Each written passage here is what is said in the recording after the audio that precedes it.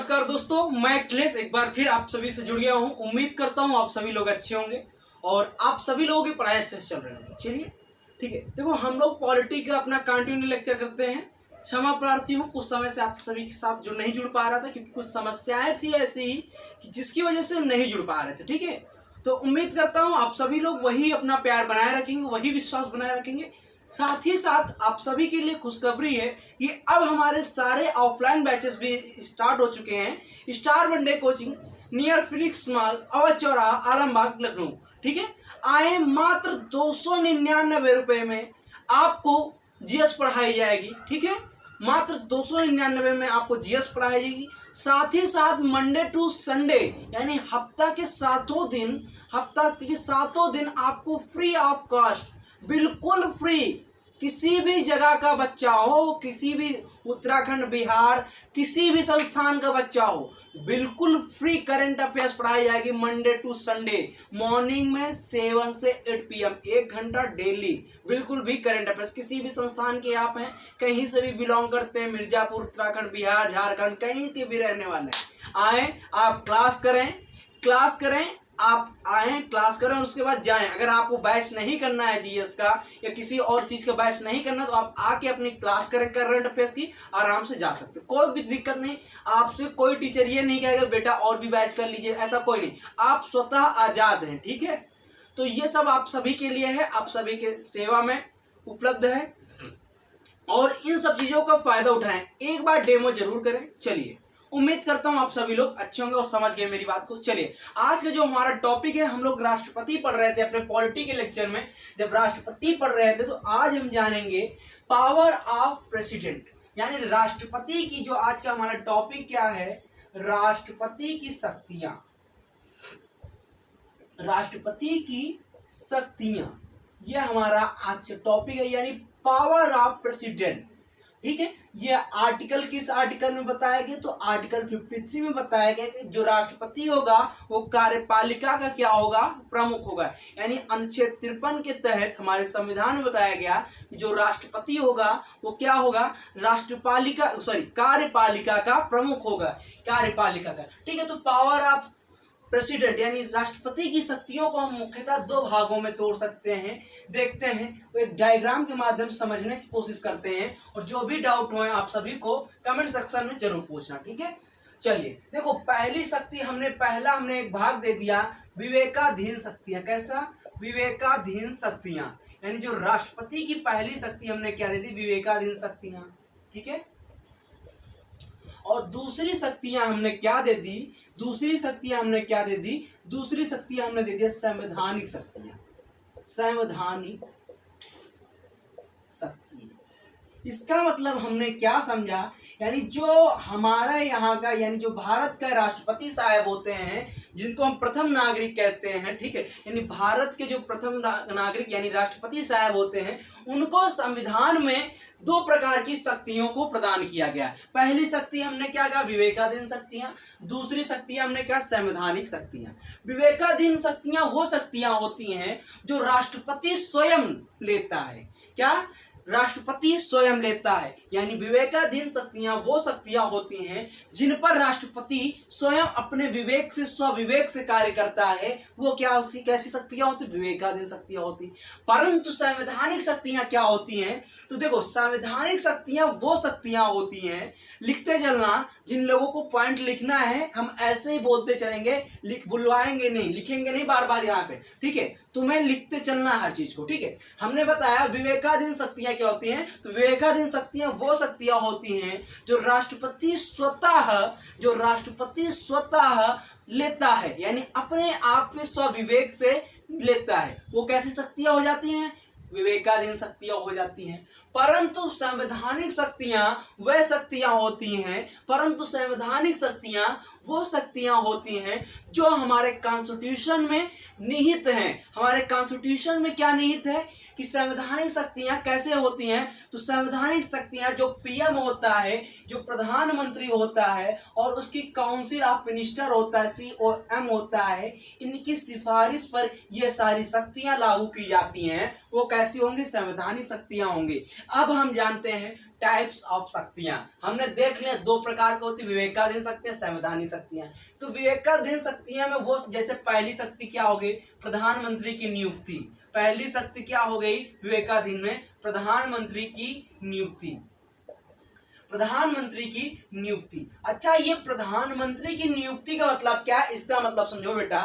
देखो दोस्तों, इसका मतलब समझो, ठीक है। इसका मतलब हम ऐसे समझते हैं, देखो बहुत सब लोग कहेंगे कि नहीं प्रधानमंत्री की नियुक्ति कैसे राष्ट्रपति कर सकता है, उसकी विवेकाधीन शक्तियां कैसी हैं। तो देखो ऐसे हम कह रहे हैं कि ऐसे हैं विवेकाधीन शक्तियां। कैसे, तो देखो सबको पता है कि सत्ता पक्ष का जो प्रमुख नेता होता है वही क्या बनता है, प्रधानमंत्री बनता है। यानी जिसका सत्ता पक्ष का प्रमुख नेता यानी बड़े दल का, लोकसभा में जो बड़ा दल उभरता है उसका ही नेता क्या बनता है, प्रधानमंत्री बनता है। ये बात है।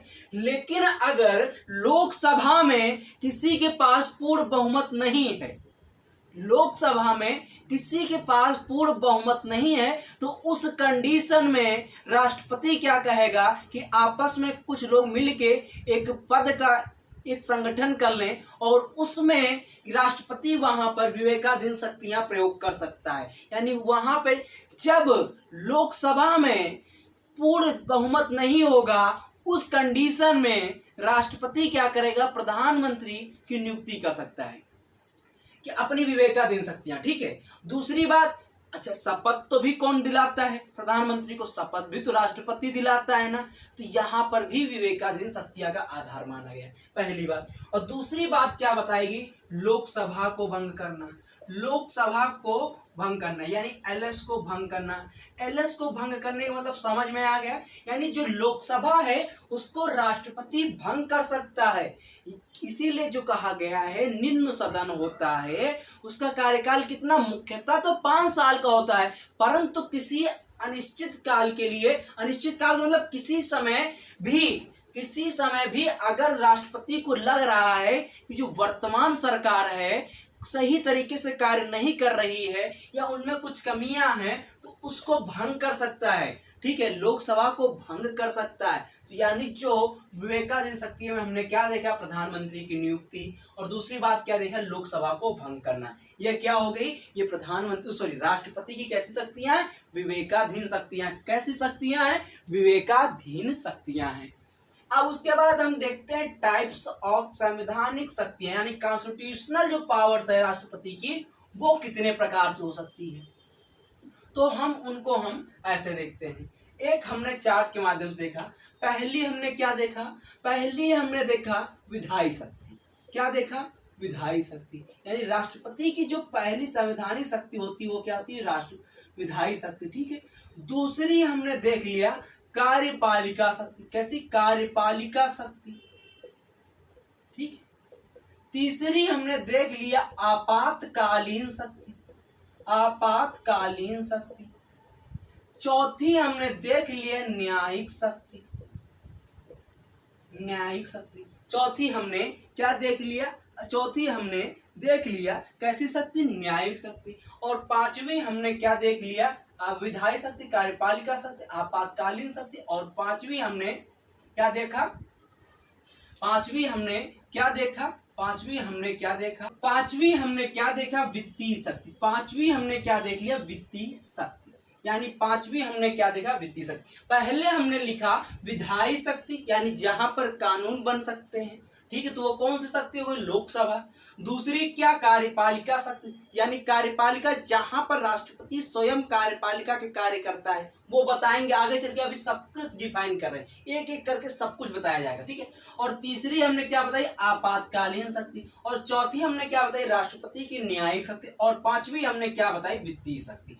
ये 5 चीजें हमने बताई। इनको एक चार्ट में ऐसे ही लिख लो, अपने नोट्स में ऐसे बना लो। अब हम एक एक करके सबके बारे में डिस्कस करते हैं, एक एक करके हम सबके बारे में डिस्कस करेंगे। ठीक है। तो हमने पहली ले ली विधायी शक्ति। विधायी शक्ति कहाँ होगी, यानी जहां पर विधान बन रहे होंगे, जहां पर कानून बन रहे होंगे। तो ये बताओ, विधान और कानून कहाँ बन सकते हैं, संसद में बन सकते हैं। संसद के 2 अभिन्न अंग होते हैं, एक लोकसभा एक राज्यसभा, सबको पता है। संसद के 2 अभिन्न अंग होते हैं, एक लोकसभा एक राज्यसभा। कोई भी कानून बनेगा तो वो लोकसभा या तो राज्यसभा में बनेगा। ठीक है। कैसे बनेगा, देखो मान लो हमने कहा कि कोई भी विधेयक है, ठीक है, विधेयक है। चलो हमने एग्जांपल ले लिया कि अब 21 साल शादी की उम्र हो गई है, लड़कियों की शादी की उम्र 21 साल हो गई, ये विधेयक है, इसको पास करना है। तो पहले वाचन में क्या होगा, प्रथम वाचन में क्या होगा, ये चलो हमने कहा लोकसभा में रखा, यानी जो ये विधेयक है, किसी भी महिला की उम्र, शादी की न्यूनतम आयु कितनी होनी चाहिए, 21 वर्ष, और इस विधेयक को पास कराना है। हमने रख दिया लोकसभा में, तो इसमें कितने वाचन होते हैं, 4 मुख्यतः। देखो पहला क्या हो गया, प्रथम वाचन, दूसरा क्या हो गया, द्वितीय वाचन, फिर उसके बाद तृतीय वाचन हमने कह दिया, ठीक है, तृतीय वाचन। वाचन का मतलब मीटिंग समझ लो बच्चा, ठीक है दोस्तों, वाचन, ठीक है, तृतीय वाचन, और चौथा हमने कह दिया मतदान। अब देखो ये क्या, इनके बारे में समझते हैं। पहले वाचन में क्या होगा, कोई भी विधेयक को क्या किया जाएगा, प्रस्तुत किया जाएगा, कि नहीं ये विधेयक आ रहा है, प्रस्तुत किया जाएगा, यानी जो कोई भी विधेयक बनेगा, जो बिल बनेगा, उसको पहले विधेयक में क्या किया जाएगा, प्रस्तुत किया जाएगा, दूसरे पे क्या किया जाएगा, उस पर चर्चा की जाएगी, दूसरे पे उस पे क्या किया जाएगा, चर्चा की जाएगी, और तीसरे पे उस पे आगे की चर्चा की जाएगी, आगे की चर्चा।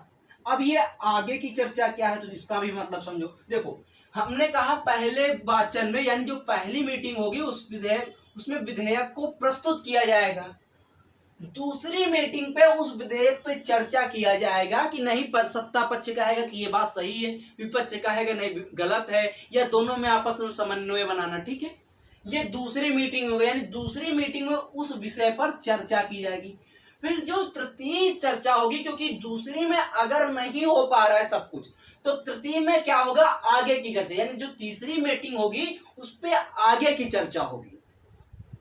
और जब तीसरी मीटिंग हो जाएगी तो उसके बाद फाइनली क्या होगा, मतदान होगा, कि नहीं भैया इस विधेयक को पास करना है या नहीं पास करना है, और मतदान के द्वारा ही वो विधेयक लोकसभा से पास हो सकता है या नहीं, यह हमें पता चल जाएगा।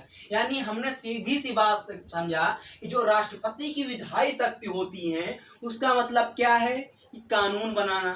तो कानून कहाँ बनेगा, या तो लोकसभा में बनेगा, या तो कहाँ बनेगा, राज्यसभा में। इतनी बात समझ में। हमने कहा कि हमने एक विधेयक प्रस्तुत करना है कि आज से न्यूनतम महिला की शादी की आयु कितनी कर देनी है, 21 वर्ष। यह विधेयक कहाँ हमने प्रस्तुत किया, लोकसभा में प्रस्तुत किया। और इस विधेयक को जब प्रस्तुत किया, इसके कितने वाचन होते हैं, मुख्यतः इसके 4 वाचन होते हैं।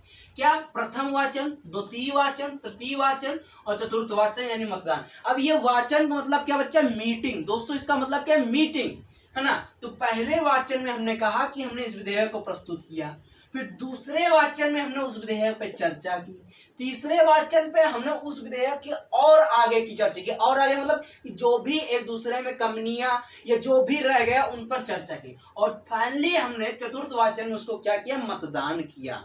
फाइनली हमने उसको चतुर्थ वाचन में मतदान किया। और अगर मतदान में हाँ ये आया कि नहीं इस विधेयक को पास करना है, तो वो क्या होगा, लोकसभा से पास हो जाएगा।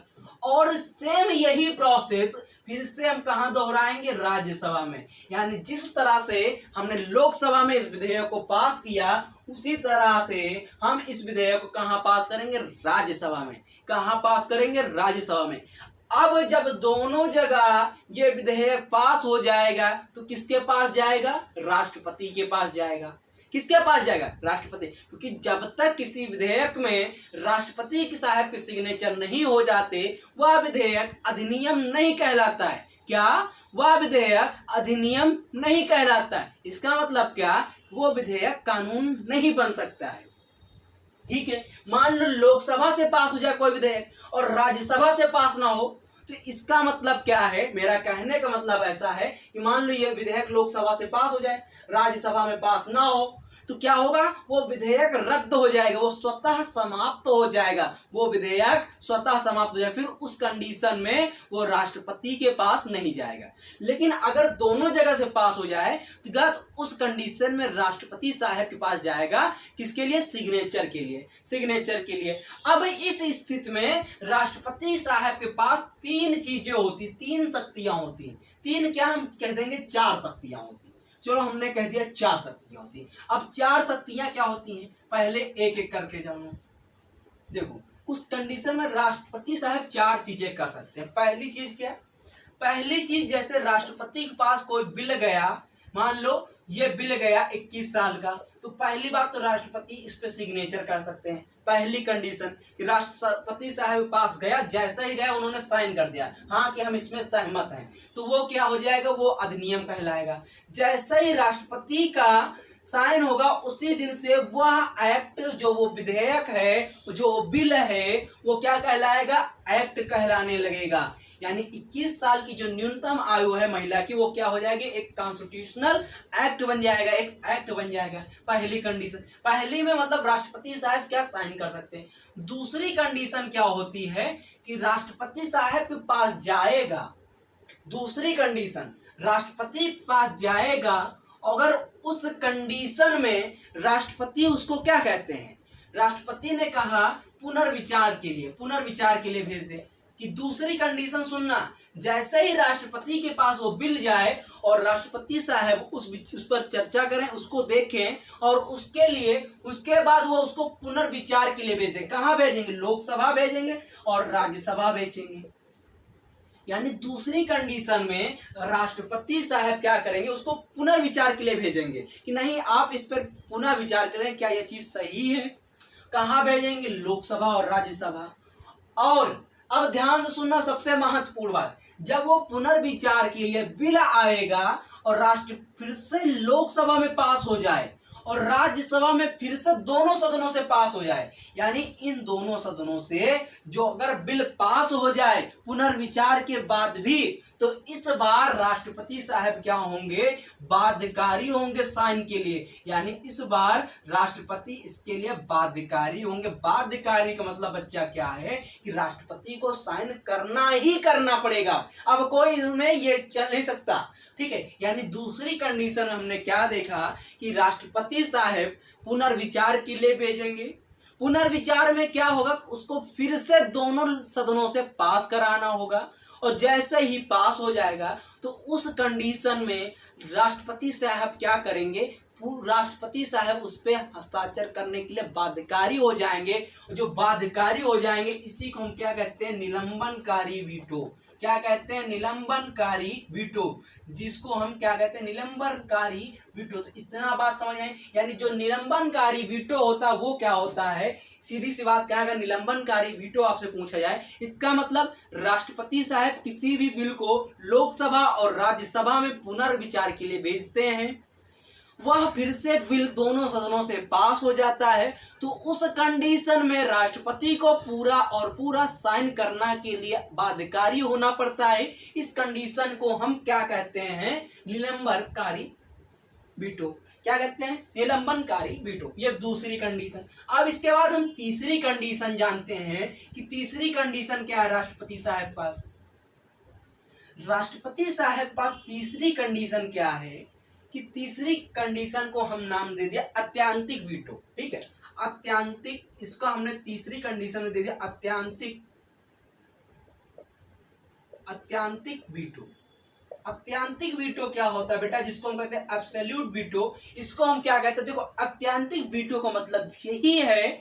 ठीक है, जैसे क्या हुआ, विधेयक आया, ठीक है, राष्ट्रपति साहब, जैसे कि आज क्या हो रहा है, ये विधेयक क्या है, राष्ट्रपति साहब पास आ गए, कोई विधेयक है 21 साल की उम्र वाला, ठीक है, 21 साल वाला कहाँ पहुंच गया, राष्ट्रपति साहब पास पहुंच गया। ठीक है, लेकिन उसी दौरान क्या हो, जो लोकसभा है वो भंग हो जाए, यानी अगर जब ये विधेयक प्रस्तुत किया गया उस दौरान लोकसभा भंग हो जाए और पुनः एक नए प्रधानमंत्री की नियुक्ति हो। यानी मान लो आज हम एग्जांपल लें, जैसे 21 साल वाला ये मोदी जी के सामने आ गया, ठीक है, ये मोदी जी के सामने आ गया और इसके बाद लोकसभा भंग हो जाए। मान लो आज ही मोदी जी क्या करें, अपना पूरा जो बहुमत है वो खो दे।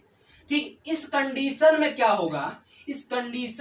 होगा और एक नए प्रधानमंत्री आ जाए। मान लो कल का नए प्रधानमंत्री हम बन जाए, अखिलेश सर बन जाए प्रधानमंत्री, ठीक है, अखिलेश सर प्रधानमंत्री बन जाए, कल मान लो हम प्रधानमंत्री बन जाए, तो इस कंडीशन में अगर हम राष्ट्रपति साहब से कहेंगे कि नहीं हमें इस कानून को लागू नहीं करना है, नहीं हमें इस कानून को लागू नहीं करना है तो राष्ट्रपति वो कानून लागू नहीं करेंगे। इसको क्या कहते हैं? अत्यंतिक वीटो कहते हैं। क्या कहते हैं? अत्यंतिक वीटो कहते हैं। क्या कहते हैं?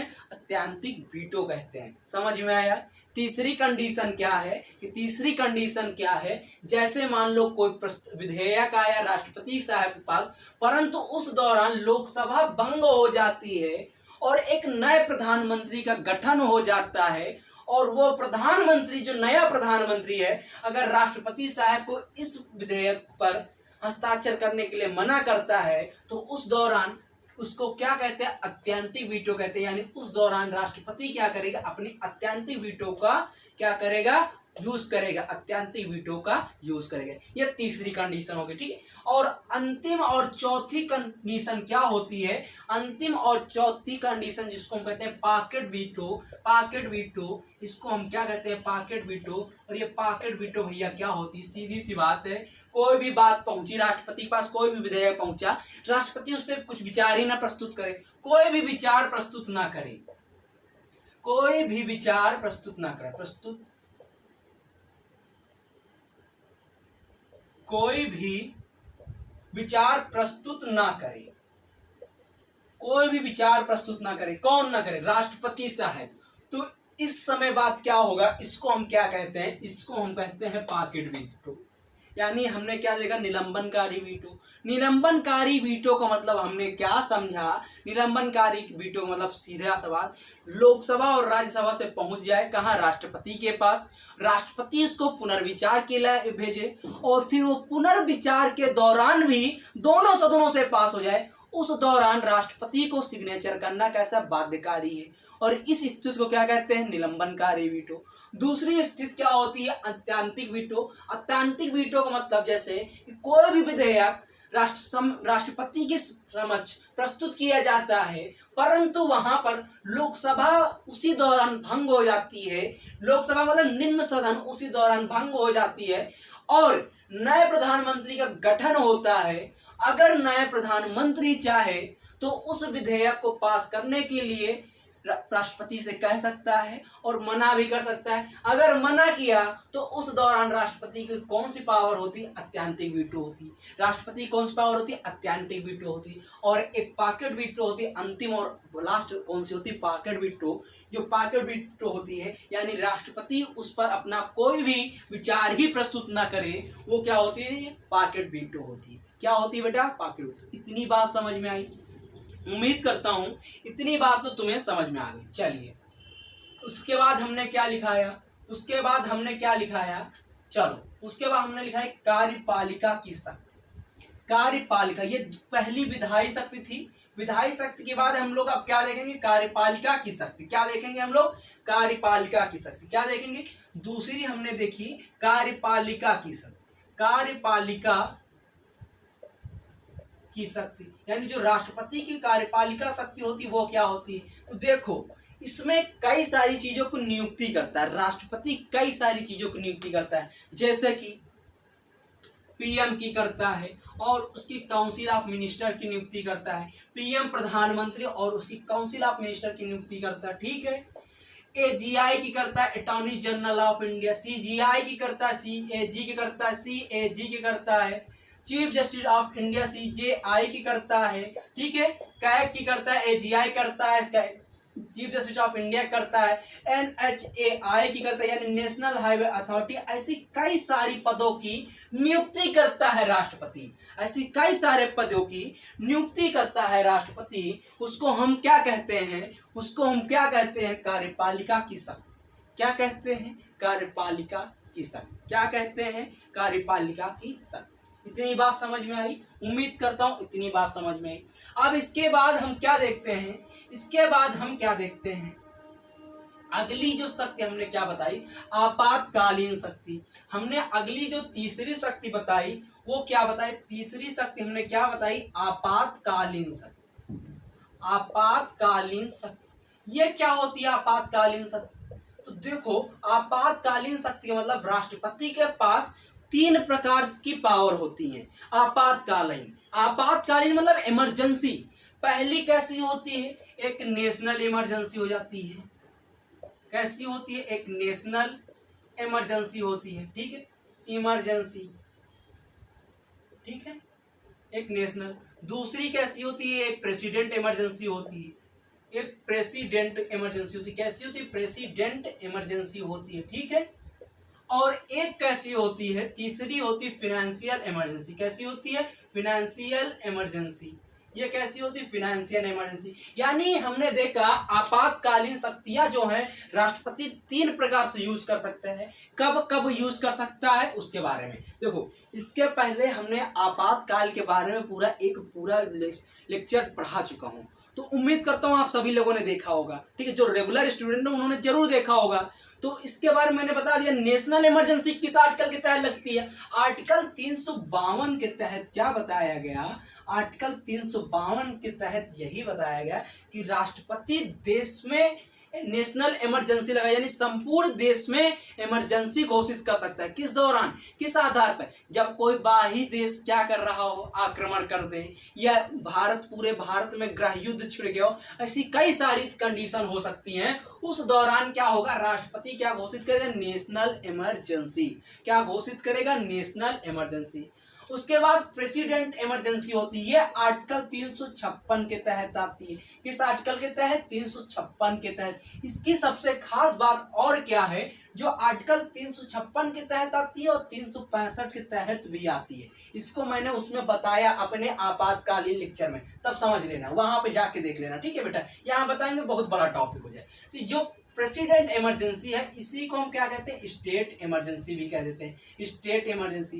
यानी जो आर्टिकल 356 के तहत लगती है, उसको चाहे राष्ट्रपति शासन का हो या राज्य इमरजेंसी का हो, ठीक है, ये राज्य आपातकाल का, दोनों एक ही चीज है। दोनों आर्टिकल 356 365 के तहत लगती है। और जो अंतिम फिनेंशियल है, जिसको हम वित्तीय इमरजेंसी कहते हैं, वित्तीय इमरजेंसी, ये आर्टिकल 360 के तहत लगती है। और इन तीनों का अधिकार किसको है, इन तीनों को अधिकार लगाने का अधिकार सिर्फ और सिर्फ भारत के राष्ट्रपति को है। किस आधार पर, जब प्रधानमंत्री सिफारिश करते हैं। 38वें संविधान संशोधन के तहत क्या हुआ, 38वें संविधान संशोधन के तहत प्रधानमंत्री सिफारिश करेंगे राष्ट्रपति को। उसमें ध्यान से सुनना, 38वें संविधान संशोधन के तहत क्या हुआ, जब इंदिरा गांधी की सरकार थी, सब मैंने पढ़ाया है, अमेंडमेंट की जो सीरीज थी उसमें मैंने पढ़ाया है, बच्चा देखते रहना साथ साथ, ठीक है। तो 38वें संविधान संशोधन के दौरान क्या हुआ, एक संशोधन हुआ और उसमें कहा गया कि अगर प्रधानमंत्री और उनकी कैबिनेट, प्रधानमंत्री और उनकी कैबिनेट इमरजेंसी लगाने के लिए कह रही है, सो उस दौरान राष्ट्रपति को इमरजेंसी के लिए साइन करना बाध्यकारी होगा। ये किस आर्टिकल, किस अमेंडमेंट के द्वारा हुआ, ये किस हुआ, 38वें संविधान संशोधन। 38वें में क्या हुआ, 38वें में यह हुआ कि अगर प्रधानमंत्री और उनकी कैबिनेट मिनिस्ट्री कह दे कि नहीं, अब भारत में वर्तमान समय में क्या नेशनल इमरजेंसी लगनी चाहिए, तो उस समय राष्ट्रपति कुछ नहीं कर सकता, सिर्फ और सिर्फ वो क्या करेगा, साइन करेगा, सिर्फ और सिर्फ साइन करेगा। परंतु उसी के बाद क्या होता है, एक 44वां संविधान संशोधन होता है 1978 में, और जनता दल की सरकार आती है। इसमें क्या कहा गया कि इमरजेंसी तो राष्ट्रपति ही लगाएगा, लेकिन अगर प्रधानमंत्री और कैबिनेट कह रहा है तो उस दौरान राष्ट्रपति बाध्यकारी नहीं है। मतलब कि जो 38वां संविधान संशोधन था उसको बिल्कुल समाप्त कर दिया गया कि राष्ट्रपति बाध्यकारी नहीं है, उसके लिए वो न्यायिक बातें देख सकता है, यानी न्यायिक चीजें देख सकता है, उस आधार पे लगाई जाएगी, ठीक है। तो हमने देखा जो आपातकालीन शक्तियां हैं, आर्टिकल 352 के तहत नेशनल इमरजेंसी, आर्टिकल 356 के तहत स्टेट इमरजेंसी, जिसको हम प्रेसिडेंट लॉ कहते हैं, और 360 के तहत हमने क्या बताया, फिनेंशियल इमरजेंसी, यानी वित्तीय आपातकाल। तीन प्रकार से लगता है, तीनों को लगाने की जिम्मेदारी किसकी है, राष्ट्रपति साहब की है। राष्ट्रपति साहब के अलावा कोई और नहीं लगा सकते। ये चीजें आपातकालीन देख लिया हमने, तीन चीजें देख ली। एक और क्या है, वित्तीय इमरजेंसी।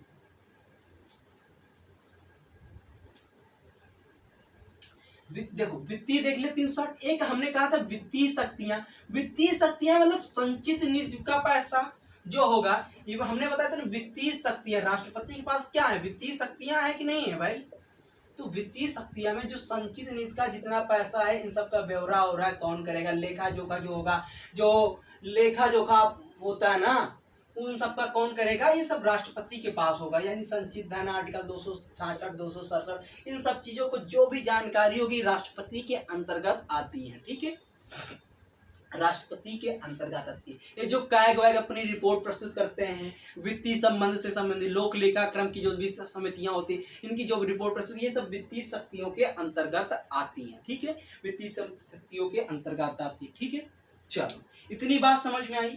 इतनी बात समझ में आई कि नहीं आई? चलो, एक और शक्ति है राष्ट्रपति की, कैसी है? न्यायिक शक्ति। मैंने क्या बताया? न्यायिक शक्ति। ठीक है, अब देखो जो चौथी शक्ति क्या है, वो क्या है? न्यायिक शक्ति। क्या है? न्यायिक शक्ति। तो राष्ट्रपति की न्यायिक शक्ति क्या है, उसके बारे में जानते हैं। पहली शक्ति राष्ट्रपति क्या? अध्यादेश जारी करना। यानी अध्यादेश क्या कहते हैं? ऑर्डिनेंस, जिसको हम कहते हैं ऑर्डिनेंस। ये जो ऑर्डिनेंस होते हैं, अध्यादेश होते हैं, इसको क्या मतलब होता है? यानी जो राष्ट्रपति न्यायिक शक्ति जारी करता है, उसके तहत राष्ट्रपति क्या कर सकता है? अध्यादेश जारी कर सकता है। क्या कर सकता है? राष्ट्रपति अध्यादेश जारी कर सकते हैं। या अध्यादेश क्या होता है, ऑर्डिनेंस क्या होता है? तो देखो सरल भाषा में शब्दों, जो अध्यादेश होते हैं, ऑर्डिनेंस होते हैं, इसका मतलब क्या है?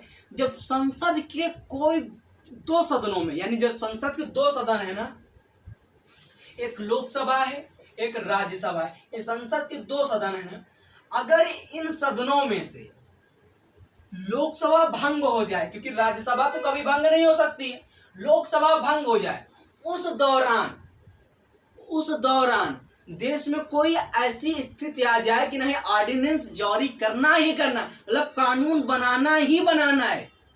मान लो कि जैसे सीधा से एग्जांपल हम ले लें, अभी क्या हुआ कि मान लो भारत में लोकसभा भंग हो जाए, आज ही लोकसभा भंग हो जाए, मोदी जी कह दे कि हमने अपना पार्टी, हम आज स्वतः अपने पद से त्याग देते हैं। ठीक है, लोकसभा भंग हो जाए, इस कंडीशन में क्या होगा? लोकसभा भंग हो जाएगी, तो इस कंडीशन में कोई भी बिल पास होगा? नहीं होगा। क्यों नहीं होगा? क्योंकि कोई भी बिल का पास होता है जब दोनों सदन प्रॉपर रूप से चल रहे हो। ठीक है, और उसी दौरान क्या आ जाए? कोविड काल आ जाए। और कोविड काल में राष्ट्रपति को कोई ऐसी चीजें, ऑर्डिनेंस, कोई कानून बनाने हो, कोई ऐसा संसद में कानून बनाना हो जो बहुत ही महत्वपूर्ण हो, तो उस दौरान क्या करेगा राष्ट्रपति साहब? क्या करेंगे? एक ऑर्डिनेंस जारी करेंगे। क्या जारी करेंगे? ऑर्डिनेंस, जो अनुच्छेद 123 के तहत जारी करते हैं। यानी हमारे संविधान में बताया गया है कि जब संसद प्रॉपर तरीके से न चल पा रही हो, या देश में लोकसभा भंग हो चुकी हो, और उस समय देश को एक सर्वोच्च कानून की जरूरत हो, तो उस दौरान राष्ट्रपति अनुच्छेद 123 के तहत ऑर्डिनेंस या अध्यादेश जारी कर सकता है। वो बिल्कुल उसी तरह कार्य करेंगे जैसे संसद के द्वारा निर्मित कानून कार्य करते हैं। यानी जो ऑर्डिनेंस है बिल्कुल उसी तरह कार्य करेगा जैसे संसद के द्वारा ऑर्डिनेंस, संसद के द्वारा कानून कार्य करते। ठीक है, अब बात क्या करते हैं, ये जो ऑर्डिनेंस होता है जारी कौन करता है? राष्ट्रपति। कितने समय के लिए? 6 माह के लिए। यानी जो ऑर्डिनेंस होता है वो 6 माह के लिए जारी होता है। राष्ट्रपति साहब इसको 6 माह के लिए जारी कर सकते हैं। ठीक है, क्योंकि हमारी जो पार्लियामेंट है, हमारा कॉन्स्टिट्यूशन है, उसमें पहली बार ही बता दिया गया कि जो हमारी संसद होगी उसके जो मीटिंग होगी उसको 6 माह से अधिक बार नहीं, मतलब कि 1 साल में कम से कम 2 बार करना ही करना, और एक मीटिंग से दूसरी मीटिंग के बीच की दूरी जो होगी 6 माह से अधिक नहीं होनी चाहिए। यानी आज मान लो एक मीटिंग हो जाए तो अगले 6 माह के अंदर दूसरी मीटिंग होनी ही होनी है, नहीं तो क्या होगा? ऐसा नहीं हो सकता। ये हमारे कॉन्स्टिट्यूशन में पहले बताया गया। हमारे कॉन्स्टिट्यूशन में क्या बताया गया? बताया ये गया कि एक मीटिंग से दूसरी मीटिंग के दौरान 6 माह से अत्यधिक गैप नहीं हो सकता। तो फिर बताओ कि जैसे ही लोकसभा भंग हो गई, यानी 6 महीने के अंदर इलेक्शन होना ही होना, नया राष्ट्रपति या नया प्रधानमंत्री चुनना ही चुनना। लोकसभा से क्या चुना जाता? प्रधानमंत्री। नया प्रधानमंत्री चुनेगा ही चुनेगा ना। ठीक है, इतनी बात समझ में आई।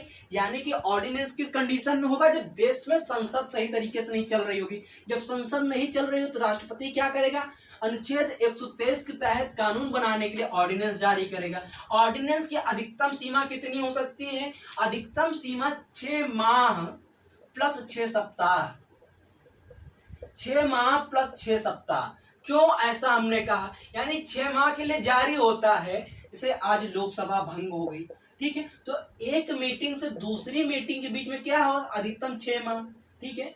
और जो 6 माह है, और जैसे दूसरी मीटिंग होगी उसमें यह ऑर्डिनेंस को प्रस्तुत किया जाएगा। जो राष्ट्रपति ने जो कानून बनाया ऑर्डिनेंस के माध्यम से, उसको प्रस्तुत किया जाएगा। और अगर उसको 6 सप्ताह के अंदर, यानी जो प्रस्तुत किया जाएगा उसको 6 सप्ताह के अंदर अगर पास नहीं करा लिया जाता है तो वो क्या होगा? स्वतः समाप्त तो हो जाएगा। पहली कंडीशन हमने क्या बताया? अगर उसको 6 सप्ताह के अंदर उस कानून को, किस कानून को? जिसको ऑर्डिनेंस जारी बना के किया गया, अगर 6 सप्ताह के अंदर जैसे ही संसद की पुनः बैठक शुरू होती है, कौन सी पुनः बैठक शुरू होती है, उस कंडीशन में क्या होगा? उस कंडीशन में क्या होगा कि 6 सप्ताह के अंदर हमें प्रस्तुत करना है, मतलब 6 सप्ताह के अंदर उसमें हमें पास कराना ही कराना।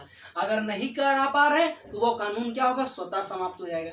हाँ, अगर 6 सप्ताह के अंदर पास हो जा रहा है तो उसको उसी तरह क्या मान्यता दी जाएगी जितना संसद कानून बनाती है। यानी जो ऑर्डिनेंस है उसको संसद के कानून की तरह मान्यता कब मिलेगी? जब वो 6 सप्ताह के अंदर क्या करे? जब वो 6 सप्ताह के अंदर कानून को, अधिनियम को पास करा दे। यही क्या है? ऑर्डिनेंस। यानी राष्ट्रपति जो होता है न्यायिक शक्तियों में क्या कर सकता है? अध्यादेश जारी कर सकता है। किस अनुच्छेद के तहत? अनुच्छेद 123 के तहत। किस आधार पे?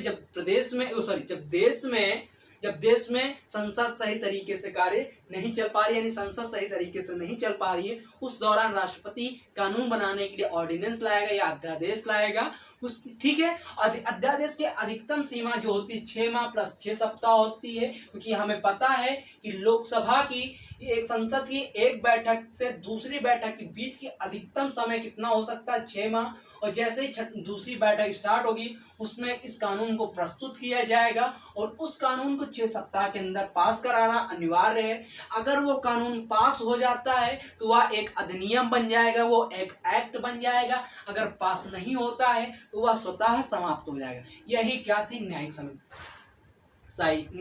शक्ति। ठीक है। उसके साथ साथ एक और शक्ति होती है राष्ट्रपति के क्षमादान शक्ति। कैसी होती है? क्षमादान शक्ति। यानी अनुच्छेद 72 जो अनुच्छेद 72 है वो क्या कहता है? राष्ट्रपति की क्षमादान शक्ति।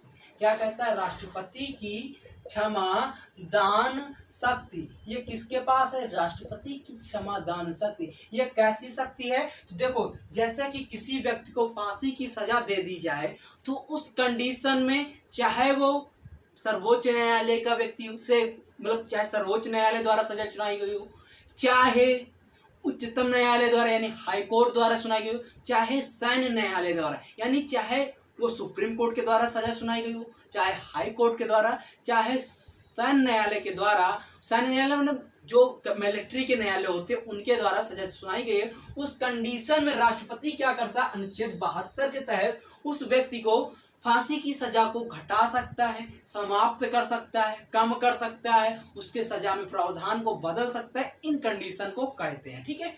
तो उनके मुख्यतः कितने पार्ट होते हैं? चलिए एक एक करके हम देखते हैं। चलिए, राष्ट्रपति की हम लोग न्यायिक शक्तियां देख रहे हैं ना, न्यायिक शक्ति। तो राष्ट्रपति की न्यायिक शक्ति में हमने पहले क्या देखा? अध्यादेश को जारी करना। कैसे राष्ट्रपति अध्यादेश जारी करता है, किस आर्टिकल के तहत जारी करता है। ठीक है। अधिकतम सीमा क्या हो सकती है, कैसे समाप्त होता है, कैसे वो कानून बनता है, इसके बारे में समझ गए। ठीक। अब हम देखते हैं राष्ट्रपति की एक अनुच्छेद जो होता है, अनुच्छेद 72 के तहत क्या होता है? क्षमादान की शक्ति। ये क्षमादान की शक्ति क्या है? हमने पहले ही बता दिया आप सभी को कि राष्ट्रपति अनुच्छेद 72 के तहत किसी भी व्यक्ति की सजा को माफ कर सकता है, फांसी की सजा को, मृत्युदंड को माफ कर सकता है। किस अनुच्छेद के तहत? 72 के तहत। अब देखो बात क्या है, चाहे वो सर्वोच्च न्यायालय के द्वारा दी गई हो, चाहे वो उच्चतम न्यायालय यानी हाई कोर्ट के द्वारा सजा सुनाई गई हो, चाहे वो सैन्य न्यायालय के द्वारा यानी सैन्य न्यायालय यानी मिलिट्री के न्यायालय के द्वारा सजा सुनाई गई हो। इन तीनों स्थितियों में वो किसी भी व्यक्ति की सजा को क्या समाप्त कर सकता है, कम कर सकता है, माफ कर सकता है। वो कंडीशन क्या होंगी, ठीक है, उनके बारे में हम चर्चा करेंगे। पहली बात जानो कि जो राष्ट्रपति ये करता है ये कैसे करता है, उसके लिए हमें जानना होगा। तो देखो, जैसे मान लो किसी भी व्यक्ति ने कहा कि उसको, मान लो कि कोई एक व्यक्ति एक्स है, ऐसे समझो।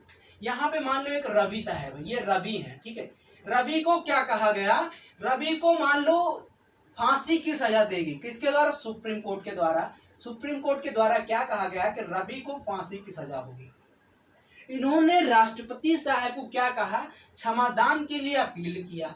तो जब ये राष्ट्रपति को क्षमादान के लिए अपील करेंगे तो जो अपील होगी वो कहाँ जाएगी, राष्ट्रपति कार्यालय जाएगी। कहाँ जाएगी, राष्ट्रपति कार्यालय, यानी सीधा राष्ट्रपति पास तो जा नहीं पाएंगे, ठीक है, क्योंकि ये ऑलरेडी अपराधी हैं। तो इनकी जो रवि साहब है, जो उनकी क्षमादान अपील है, वो कहाँ जाएगी, राष्ट्रपति कार्यालय जाएगी। जो ये राष्ट्रपति कार्यालय जैसे ही जाएगी उसके बाद वो कहाँ जाएगी, प्रधानमंत्री कार्यालय, यानी कहाँ जाएगी, पीएमओ। कहाँ जाएगी, पीएमओ जाएगी। जब ये पीएमओ जाएगी यानी प्रधानमंत्री कार्यालय जाएगी, ये रिपोर्ट इनकी अपील, उसके बाद प्रधानमंत्री कार्यालय के द्वारा वहां की प्रधानमंत्री और उनकी जो कैबिनेट मिनिस्टर होती है उनकी बैठक होती है, इसकी पूरी जांच की जाती है कि नहीं, हाँ, इनकी सजा को कम किया जा सकता है या हटाया जा सकता है, क्षमा ही कर दिया जाए। इस कंडीशन पूरी बाकायदा जांच होती है और उसके बाद प्रधानमंत्री और उनकी कैबिनेट जो मिनिस्टर है, कैबिनेट मिनिस्ट्री, वो क्या करती है, अपनी रिपोर्ट प्रस्तुत करती, किसको, राष्ट्रपति कार्यालय को, और उस आधार पे इनकी सजा को समाप्त किया जा सकता है, कम किया जा सकता है या पूर्णतः माफ किया जा सकता है। यानी किसी भी व्यक्ति को अगर राष्ट्रपति के द्वारा अपनी जो अपील किया है क्षमादान की, उसके लिए पहले क्या करना होगा, राष्ट्रपति कार्यालय में दर्जी दाखिल करनी होगी। वो दर्जी कहाँ जाएगी, राष्ट्रपति कार्यालय क्या करेगा, उसको पीएमओ यानी प्रधानमंत्री कार्यालय भेजेगा। प्रधानमंत्री कार्यालय में क्या होगा, एक बैठक होगी, प्रधानमंत्री और कैबिनेट स्तर की बैठक होगी। उसके बाद उसमें बाकायदा जांच होगी उस व्यक्ति की कि नहीं, इस व्यक्ति की सजा को माफ किया जा सकता है या नहीं, या कैसे क्या। उसके बाद प्रधानमंत्री कार्यालय अपनी रिपोर्ट भेजेगा, किसको, राष्ट्रपति कार्यालय को, और उसके बाद राष्ट्रपति साहब इस पे सिग्नेचर करेंगे, ठीक है। और उसके बाद क्या हो सकता है वो चीजें बताई जाएंगी, ठीक है, ठीक है। अब देखो, राष्ट्रपति क्या करता है, किसी भी चीज को 5 यानी किसी की सजा को 5 भागों में बांट सकता है। या तो वो किसी भी, मान लो कि एक रवि है, रवि को सजा को पूर्णतया जिसे कह दिया जाए, दंड को पूर्णतया समाप्त करना, यानी कि न तुम्हें फांसी की सजा होगी, न तुम्हें उम्र कैद होगी, न तुम्हें 1 साल के लिए कारावास होगा, न 2 साल, मतलब बिल्कुल भी कारावास नहीं, पूर्णतया माफ कर दी जाए। यानी जो रवि है इनकी सजा को पूर्णतया माफ कर दिया जाए तो उसको हम क्या कहेंगे, क्षमादान। क्या कहेंगे, क्षमा कहेंगे। उसके बाद दूसरी कंडीशन क्या हो सकती है, या तो फिर प्रविलंबन होगा, कुछ समय के लिए दंड को स्थगित कर दिया जाए, यानी कि कुछ समय के लिए जो उनकी फांसी की सजा है इसको कुछ समय के लिए रोक दिया जाए। क्यों रोक दिया जाए, हो सकता है कि ये व्यक्ति अभी निर्दोष घोषित कर दे, स्वयं को यह व्यक्ति खुद को निर्दोष घोषित कर दे।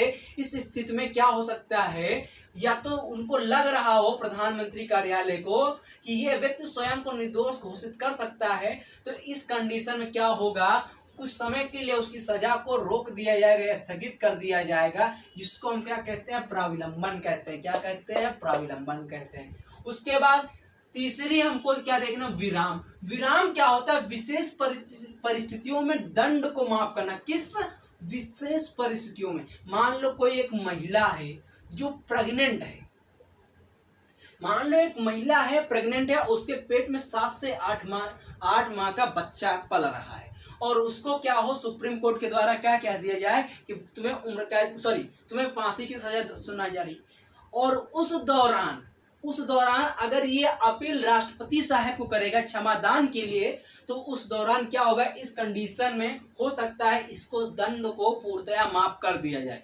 क्योंकि क्यों माफ कर दिया जाएगा, इसका रीजन है कि जो 7 से 8 माह का बच्चा पेट में पल रहा उसका क्या कसूर है।